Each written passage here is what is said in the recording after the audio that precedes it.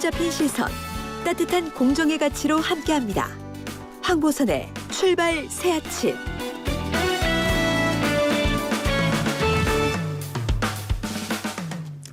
네, 서울시장, 부산시장 예비 후보들 만나는 황보선의 출발 새 아침 릴레이 인터뷰입니다. 범여권, 진보의 통합까지 거론하면서 민주당 양강구도에서 본격적으로 승부수 띄우기 시작한 후보죠. 더불어민주당 우상호 서울시장 예비 후보 전화로 연결됐습니다. 안녕하십니까? 네네, 안녕하세요. 네, 의원님. 일단 그 설 연휴 잘 보내셨습니까? 네네, 뭐 시장도 여러 군데 다녀왔고요. 예. 또 봉화마을 가서 노무현 대통령 묘역 참배도 하고 왔습니다. 그럼 이제 시장들 돌아다니시면서 뭐 민심 청취하신 거죠? 보니까 코로나19가 좀 빨리 극복됐으면 좋겠다는 마음들이 굉장히 절실했고요. 예. 또 아무래도 이제 장사가 예전 같지 않으니까 언제 경제 회복이 되나 이런 이제 바람들이 아주 절실해서 예. 아주 그런 마음들 쭉 듣고 더 잘해야 되겠네 이제 이런 각오를 다지고 왔습니다. 예, 그 봉화마을로 다녀오셨는데 뭐 네. 특별한 네, 일이 뭐 있습니까? 노무현 대통령하고 원래 이제 친분이 있어서 예. 가서 이제 서울시장 나왔으니까 이제 신고도 하러 갔고요. 예. 또 권양수 여사님하고도 또 뵙고 어쨌든 네. 이 각오를 다지는 계기가 된 것 같아요. 좀 예. 대한민국의 어떤 좀 더 발전을 위해서 더 잘해야 되겠다 이런 생각했습니다. 권양수 여사를 뵈셨다고요? 직접? 네네네. 그러니까 뭐 전화 통화라든 그게 아니고 네네, 직접 전화 통화하면서 이제 대화도 하고. 네. 전화 통화로요? 예. 네네. 예. 어떤 말씀 나누셨습니까?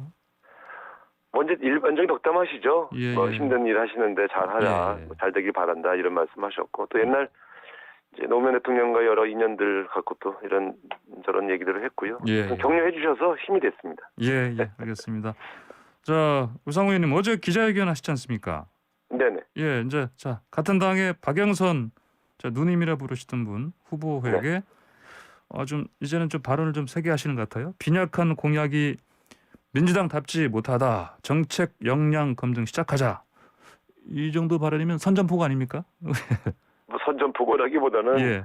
오늘부터 이제 방송 토론, TV 토론 이제 시작되지 않습니까? 예. 그래서 이번 주에부터는 이제 TV 토론을 하기 때문에 박영선 후보의 정책을 본격적으로 검증하겠다 이제 이렇게 말씀을 드렸고요. 그래서 이제 그 문제점을 한 두세 개 지적을 했지요. 예. 특별히 그 21분 도시 공약이 좀 민주당답지 못하다 이런 말씀을 좀 드렸죠. 그게 그분이 말씀하신 것 중에 보면 이제 여의도의 중심 도로를 지하하고 예. 그 이외에 이제 공원도 만들고 수직 정원을 세우겠다 이렇게 말씀하셨지 않습니까? 네. 그래서 제가 국민 세금을 가지고 도로를 지어한 다음에 그 이외에 수직 정원을 세운다 이게 과연 민주당다운 공약인가? 오히려 우리는 좀 굉장히 코로나19 어려움에 빠진 서민들을 위한 그런 공약들을 내걸어야 되는 건 아닌가? 이제 이런 문제 제기를 좀 했지요. 네. 예. 지금 민주당답다 말씀하시는데 좀 구체적으로 설명해 주십시오. 어떤 점에서 민주당은 이제 잘 아시는 것처럼 서민과 중산층을 위한 정당 아니겠어요?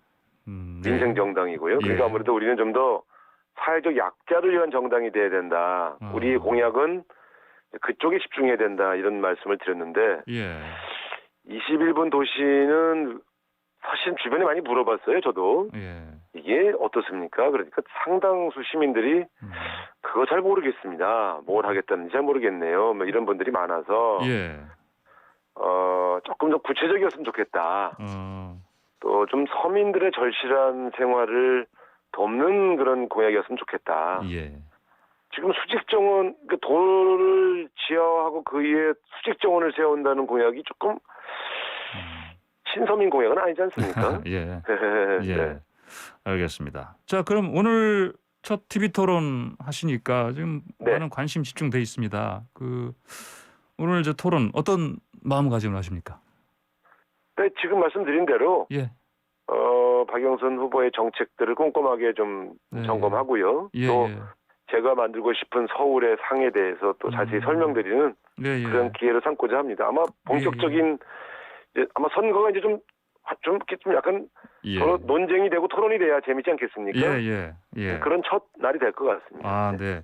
자, 그러면 우상호 의원님은 이제 민주당다운 그런 모습을 오늘 한껏 보여주실 거 아니겠습니까? 뭐 열심히 이제 해야죠.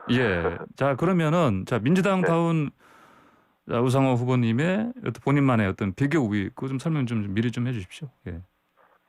뭐 하나는 이제 역사성이고요. 예, 역사성이요. 김대중 대통령이 영입했고 노무현 대통령, 문재인 대통령과 함께 왔던 우리 민주당의 역사를 대표한다. 이제 이런 자부심이 좀 있고요. 예. 공약으로 보면은 이제 서민들이 좀 먹고 살게 하고 어려운 청년들 또 희망을 갖고 싶어하는 사람들에게 예. 새로운 비전을 제시하는 그런 서울을 만들고 싶은 거죠. 예를 들면 뭐 예. 주거 공약이라든가 돌봄 공약, 노동 공약 뭐 여러 가지 공약들을 가지고 오늘 좀 설명을 좀 드리려고 합니다. 네. 예. 알겠습니다. 자, 이것도 좀 여쭤보겠습니다. 아무래도 뭐 최근에 고 박원순 시장 관련해서요. SNS 올리신 글 때문에 이제 피해자 측에서 2차 가해라고 이제 좀 비판을 하지 않았습니까? 예. 네네. 여기에 대해서 지금 뭐 어떤 입장이신지 설명 좀 해주십시오. 글쎄, 저는 이제 지난 12월 13일 날 출마 선언한 이후에 20여 차례 언론 인터뷰에서 예.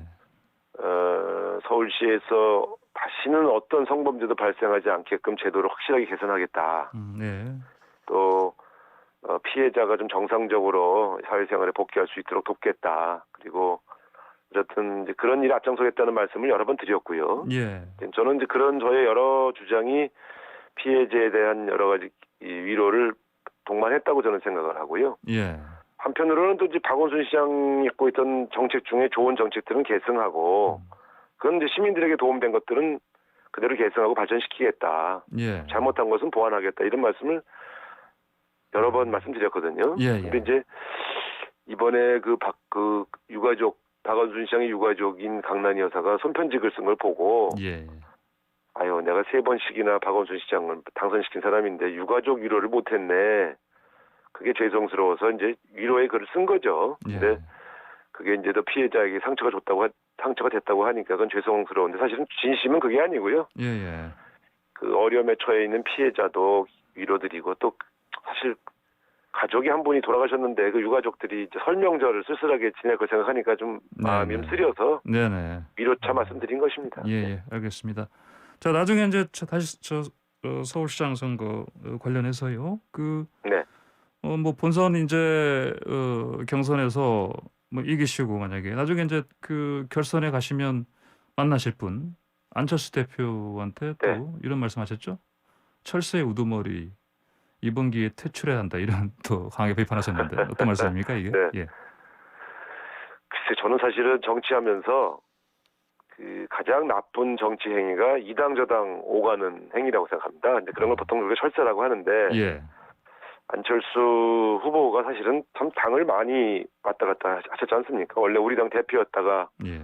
또 뭐 국민의당 만들었다가 민생당 갔다가 바른정당하고 통합해서 바른미래당 만들었다가 또 국민의당. 그래서 저는 새 정치 하신다는 분 치고는 너무 당적을 자주 바꾼다. 예. 그런 측면에서 문제를 지적한 것이죠. 어쨌든 잘 되시기를 바라지만 이 당적 오가고 왔다 갔다 하는 거 이런 행위는 우리 대한민국 국민들이 참 좋아하지 않으시지 않습니까? 예. 그 점을 지적한 거죠. 예, 알겠습니다. 자, 그럼 야권 후보들 얘기 좀 여쭤보겠습니다. 단일화 의제 자체가 이제는 올템 당선 후에 서울시 공동 운영이라든지 연립자치정부라든지 이런 얘기를 좀 하고 있습니다. 네. 이 발언들은 어떻게 보십니까? 글쎄 이제 정책 연합을 해서 이제 공동의 정책을 서울시정에 반영하겠다는 취지라면은 저는 문제가 없다고 보는데요. 예. 가령 정책마다 사사건건 공동으로 결정하겠다 이런 구상이라면 저는 상당히 심각한 문제라고 봅니다. 왜냐하면 그럼 시장이 2명인 셈인데 예. 그 정책 결정을 어떻게 그렇게 할 수 있겠어요? 그래서 아마 정책 연합을 하겠다는 취지라면 큰 문제는 없다고 보는데 예. 이제 매사에 같이 뭘 결정하겠다는 취지는 좀 위험한 것 같습니다. 알겠습니다. 자, 그러면은 우리 설 직전 막판에요. 열린우리당 후보들과 통합 전제 단일화 이루어졌는데 김진애 후보가 됐고요. 네네. 이 진보판 쪽도 뭉쳐야 한다. 이게 선거 필승 전략이다 이렇게 보십니까? 그렇습니다. 지금 이제 여론조사가 여러 번 나왔습니다. 보면 3자 구도인 경우에는 이제 민주당 후보가 누가 되든 이제 승리하는 걸로 나오지만 예. 양자 구도로 갈 경우에는 지금 엎치락 뒤치락하는 걸로 나오지 않습니까? 예. 열린민주당하고는 사실 뿌리가 같은 정당이거든요. 그렇기 예. 때문에 여기하고는 단일화를 해야 되는데 아무래도 그냥 단일화할 경우에는 또 다 따라오지 않으니까 지지층이요. 예. 총선 이제 보궐선거 이후에 통합한다는 그러한 선언을 하고 단일화를 하면 범진보 진영이 좀 뭉치는 효과가 있지 않겠냐. 그래서 저는 그 통합을 전제로 한 단일화가 필요하다 이런 주장을 하고 있습니다. 네, 예, 알겠습니다. 자, 또 부동산 문제도 제가 얘기 안 할 수가 없는데요. 네. 강북 재개발 강하게 주장하시지 않습니까? 예.